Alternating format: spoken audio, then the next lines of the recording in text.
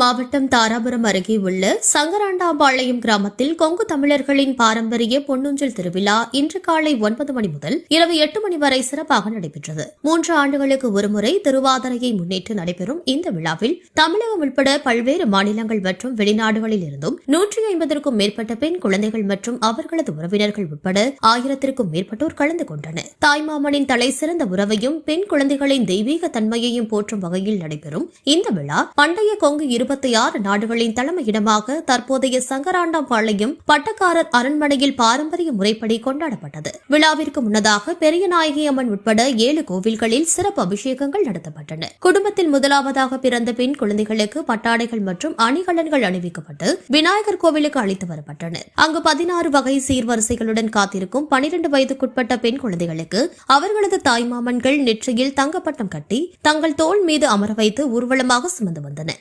மேளதாளங்கள் முழங்க பெண் குழந்தைகள் தாய் மாமன்களின் தோளில் அமர்ந்து ஊர்வலம் வந்து தங்க தகடுகளால் வேயப்பட்ட ஊஞ்சலில் அமர வைக்கப்பட்டனர். குழந்தைகளுக்கு உறவினர்கள் வெஞ்சாமரம் வீச பெரியநாயகி அம்மனாகவே பெண் குழந்தையை ஊஞ்சலில் ஆட வைக்கப்பட்டது. வரலாற்று பின்னணியில் கரிகால சோழனின் மகள் ஆதிமந்தை என்பவரை சேர நாட்டு மன்னன் அட்டன் ஆத்தி என்பவருக்கு மணமுடிவதற்கு ஆதிமந்தையின் தாய்மாமன் இரும்பிடர் தலையர் பேருதவி செய்தார். அதற்கு நன்றியாக இரும்பிடர் தலையர் வம்சாவளியில் வந்த கொங்கு வேளாளர் பெரியகுல பெண்களுக்கு பொன்னூஞ்சல் பரிசாக வழங்கப்பட்டு அந்த பொன்னூஞ்சலில் ஆடும் உரிமையும் வழங்கப்பட்டதாக வரலாறு கூறுகிறது.